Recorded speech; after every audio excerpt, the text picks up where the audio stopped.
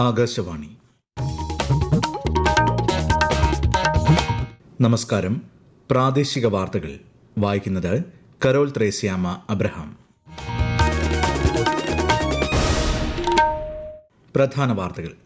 2 ദിവസത്തെ മലേഷ്യൻ സന്ദർശനം വിജയകരമായി പൂർത്തിയാക്കി പ്രധാനമന്ത്രി നരേന്ദ്രമോദി ഡൽഹിയിലേക്ക് മടങ്ങി. വിവിധ മേഖലകളിൽ മലേഷ്യയുമായി സഹകരണ കരാറുകളിൽ ഒപ്പിട്ട് ഇന്ത്യ. പ്രധാനമന്ത്രി നരേന്ദ്രമോദി വിദ്യാർത്ഥികളുമായി സംവദിക്കുന്ന പരീക്ഷാ പേ ചർച്ച 9ാം പതിപ്പിന്റെ 2ാം ഭാഗം നാളെ. പരിപാടി ആകാശവാണി പ്രക്ഷേപണം ചെയ്യും. അടിസ്ഥാന കായിക സാക്ഷരത ഉറപ്പുവരുത്തുന്ന കായിക സംസ്കാരം സംസ്ഥാനത്ത് വളർത്തിയെടുത്തിട്ടുണ്ടെന്ന് മുഖ്യമന്ത്രി പിണറായി വിജയൻ. പ്രസിദ്ധമായ മാരാമൺ കൺവെൻഷന് പമ്പ മണപ്പുറത്ത് ഭക്തിനിർഭരമായ തുടക്കം. സന്തോഷ് ട്രോഫി ഫുട്ബോളിൽ കേരളത്തെ ഏകപക്ഷീയമായ 1 ഗോളിന് പരാജയപ്പെടുത്തി സർവീസസ്. വാർത്തകൾ വിശദമായി. 2 ദിവസത്തെ മലേഷ്യൻ സന്ദർശനം വിജയകരമായി പൂർത്തിയാക്കി പ്രധാനമന്ത്രി നരേന്ദ്രമോദി ഡൽഹിയിലേക്ക് യാത്ര തിരിച്ചു. മലേഷ്യൻ പ്രധാനമന്ത്രി അൻവർ ഇബ്രാഹിമുമായി പ്രധാനമന്ത്രി നരേന്ദ്രമോദി ക്വാലലംപൂരിൽ വെച്ച് വിപുലമായ ചർച്ചകൾ നടത്തി. ഇന്ത്യയും മലേഷ്യയും തമ്മിലുള്ള പ്രതിരോധ സുരക്ഷാ ബന്ധങ്ങൾ വർദ്ധിപ്പിക്കുക, സാമ്പത്തിക നൂതനാശയ പങ്കാളിത്തം വർദ്ധിപ്പിക്കുക തുടങ്ങിയവയിൽ ഊന്നിയുള്ള ചർച്ചകളാണ് നടന്നത്. ദുരന്ത നിവാരണത്തിലെ സഹകരണം, ഓഡിയോ വിഷ്വൽ സഹ ഉത്പാദനം, അഴിമതി തടയൽ, സെമി കണ്ടക്ടർ വികസനം, ആരോഗ്യം, വൈദ്യശാസ്ത്രം, സ്കോളർഷിപ്പുകളുടെ സ്ഥാപനം, NBCI ഇന്റർനാഷണൽ പേയ്മെന്റ് ലിമിറ്റഡും മലേഷ്യയിലെ പേനെറ്റും തമ്മിലുള്ള കരാർ എന്നിവ ഉൾപ്പെടുന്ന നിരവധി കരാറുകളും രേഖകളും ഇരു രാജ്യങ്ങളും തമ്മിൽ കൈമാറി. സമുദ്ര സുരക്ഷ, പ്രതിരോധം, ഭീകരവാദ വിരുദ്ധ പ്രവർത്തനങ്ങൾ എന്നിവയിൽ ഇന്ത്യയും മലേഷ്യയും തമ്മിലുള്ള സഹകരണം വിപുലമാക്കുമെന്ന് പ്രധാനമന്ത്രി മോദി പറഞ്ഞു. ഭീകരതയ്ക്കെതിരായ നിലപാടിൽ ഇന്ത്യ ഉറച്ചു നിൽക്കുന്നുവെന്നും അദ്ദേഹം ആവർത്തിച്ചു. പ്രമുഖ കമ്പനികളുടെ സിഇഒമാരുമായും വ്യവസായികളുമായും പ്രധാനമന്ത്രി സംവദിച്ചു. അടിസ്ഥാന കായിക സാക്ഷരത ഉറപ്പുവരുത്തുന്ന കായിക സംസ്കാരം സംസ്ഥാനത്ത് വളർത്തിയെടുത്തിട്ടുണ്ടെന്ന് മുഖ്യമന്ത്രി പിണറായി വിജയൻ.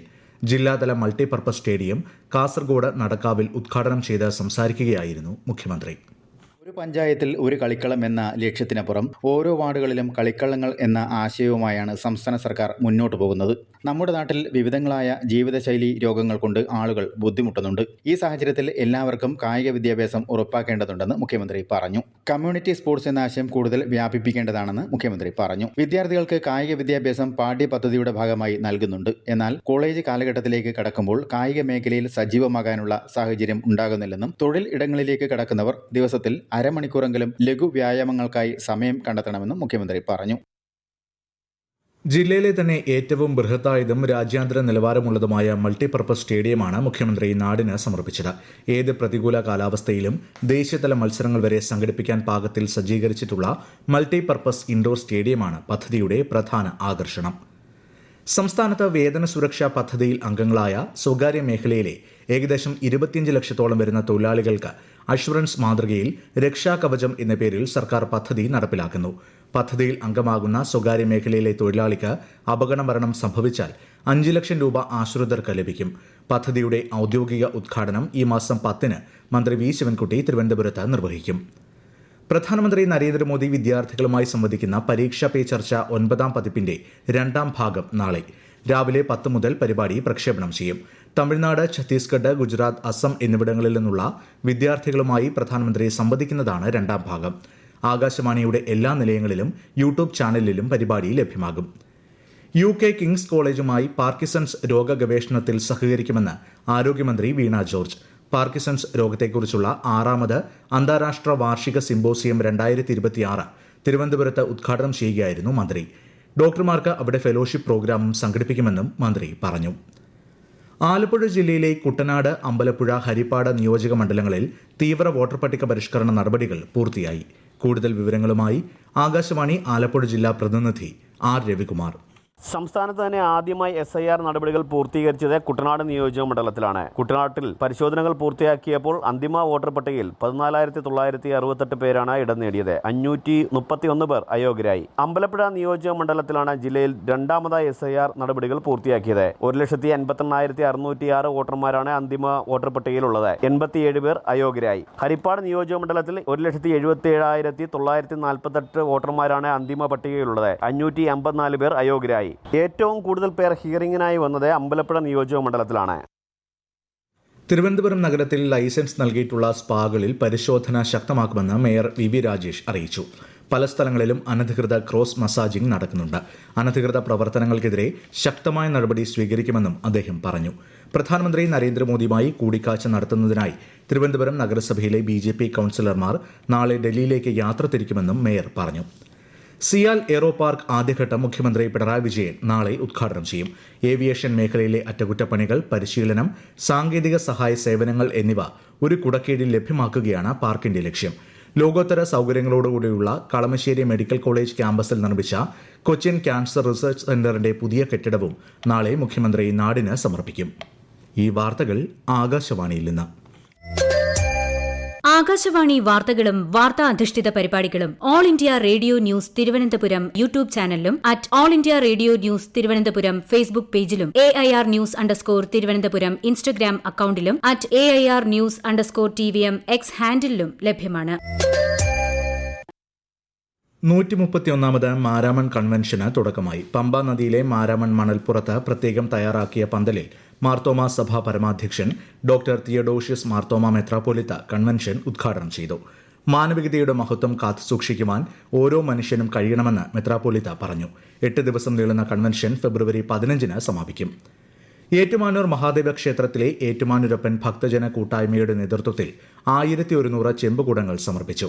കേന്ദ്രമന്ത്രി സുരേഷ് ഗോപി ചടങ്ങിൽ ക്ഷേത്രബിംബത്തിന് ധാരയ്ക്കായുള്ള 40 ചെമ്പുകുടങ്ങളുടെ സമർപ്പണം നടത്തി. സന്തോഷ് ട്രോഫി കിരീടം സർവീസസിന്. ഫൈനലിൽ കേരളത്തെ ഏകപക്ഷീയമായ 1 ഗോളിനാണ് സർവീസസ് പരാജയപ്പെടുത്തിയത്. കൂടുതൽ വിവരങ്ങളുമായി ആകാശവാണി മലപ്പുറം ജില്ലാ പ്രതിനിധി സുരേഷ് ബാബു. തുല്യശക്തികൾ കൊമ്പുകോർത്ത സന്തോഷ് ട്രോഫിയുടെ വാശിയേറിയ കലാശപ്പോരിൽ 109-ാം മിനിറ്റിലായിരുന്നു കേരളത്തിന്റെ കിരീടമോഹങ്ങളെ ചാമ്പലാക്കിയ ഗോൾ പിറന്നത്. സർവീസസിന്റെ star striker Abhishek Pawar penalty ബോക്സിൽ വീണ് കിട്ടിയ അവസരം മുതലാക്കി കേരളത്തിന്റെ വല ചലിപ്പിച്ചു. അസമിലെ ദാക്കുവ കല മൈതാനത്ത് ഇരു ടീമുകളും ഒപ്പത്തിനൊപ്പം പൊരുതി മുന്നേറിയ മത്സരത്തിൽ നേരിയ മുൻതൂക്കം കേരളത്തിന് തന്നെയായിരുന്നു. കളി തുടങ്ങി ആദ്യ 20 മിനിറ്റുകളിൽ മികച്ച ആക്രമണങ്ങളിലൂടെ സർവീസ് ഗോൾ മുഖത്തെ കേരളം വിറപ്പിച്ചെങ്കിലും ഗോൾ നേടാനാകാതെ പോയത് തിരിച്ചടിയായി. ഇരു കൂട്ടരും മികച്ച മുന്നേറ്റങ്ങൾ നടത്തിയെങ്കിലും ലക്ഷ്യം നേടാൻ കഴിയാതെ വന്നതോടെ മത്സരം അധിക സമയത്തേക്ക് നീങ്ങുകയായിരുന്നു. ICC പുരുഷ T20 ലോകകപ്പ് ക്രിക്കറ്റിൽ ഇന്ന് നടന്ന ആദ്യ മത്സരത്തിൽ ന്യൂസിലൻഡ് അഫ്ഗാനിസ്ഥാനെ 5 വിക്കറ്റിന് പരാജയപ്പെടുത്തി. രണ്ടാം മത്സരത്തിൽ ഇംഗ്ലണ്ട് നേപ്പാളിനെതിരെ 4 റൺസിന് വിജയിച്ചു. ശ്രീലങ്ക അയർലൻഡ് പോരാട്ടം രാത്രി 7-ന് നടക്കും. സാങ്കേതിക വിദ്യാഭ്യാസ വകുപ്പിന് കീഴിലെ തിരുവനന്തപുരം കോളേജ് ഓഫ് എഞ്ചിനീയറിംഗിന്റെ പുതിയ Jio technical research and testing centre മന്ത്രി R. ബിന്ദു നാളെ ഉദ്ഘാടനം ചെയ്യും. 17.5 കോടി രൂപ ചെലവിൽ നിർമ്മിക്കുന്ന പുതിയ മെൻസ് ഹോസ്റ്റൽ സമുച്ചയത്തിന്റെ ശിലാസ്ഥാപനവും മന്ത്രി നിർവഹിക്കും. വയനാട് ഇരുളത്ത് മുള്ളൻപന്നിയെ വേട്ടയാടിയ നായാട്ട് സംഘത്തെ ഫോറസ്റ്റ് സംഘം പിടികൂടി. രഹസ്യവിവരത്തെ തുടർന്ന് ബീനാച്ചി എസ്റ്റേറ്റിൽ നടത്തിയ പരിശോധനയിൽ മുള്ളൻപന്നിയുടെ ജഡവും നാടൻ തോക്കും അനുബന്ധ സാധനങ്ങളും ഫോറസ്റ്റ് സംഘം കസ്റ്റഡിയിലെടുത്തു. തീപിടുത്തമുണ്ടായ ഇരിങ്ങാലക്കുട ജനറൽ ആശുപത്രി ക്യാന്റീൻ മന്ത്രി R. ബിന്ദു സന്ദർശിച്ചു. ആശുപത്രിയുടെ പുതിയ കെട്ടിടത്തിൽ പ്രവർത്തിക്കുന്ന അത്യാഹിത വിഭാഗത്തിന് സമീപം താൽക്കാലിക ക്യാന്റീൻ പ്രവർത്തിക്കുമെന്ന് മന്ത്രി അറിയിച്ചു. ഇന്ന് പുലർച്ചെയുണ്ടായ തീപിടുത്തത്തിൽ 8 ലക്ഷത്തോളം രൂപയുടെ നഷ്ടമാണ് ഉണ്ടായത്. തൃശൂരിലെ പോലീസ് അക്കാദമിയിൽ പരിശീലനം പൂർത്തിയാക്കിയ 31 D ബാച്ചിലെ സബ് ഇൻസ്പെക്ടർമാരുടെ പാസിംഗ് ഔട്ട് പരേഡ് മറ്റന്നാൾ കേരള പോലീസ് അക്കാദമി പരേഡ് ഗ്രൌണ്ടിൽ നടക്കും. സംസ്ഥാന പോലീസ് മേധാവി റവാഡ ചന്ദ്രശേഖർ പരേഡിൽ അഭിവാദ്യം സ്വീകരിക്കും. ആലപ്പുഴ ജില്ലാതല കേരളോത്സവത്തിന് നാളെ തുടക്കമാകും. ഔദ്യോഗിക ഉദ്ഘാടനം വെള്ളിയാഴ്ച മന്ത്രി P. പ്രസാദ് നിർവഹിക്കും. പ്രധാന വാർത്തകൾ വീണ്ടും. 2 ദിവസത്തെ മലേഷ്യൻ സന്ദർശനം വിജയകരമായി പൂർത്തിയാക്കി പ്രധാനമന്ത്രി നരേന്ദ്രമോദി ഡൽഹിയിലേക്ക് മടങ്ങി.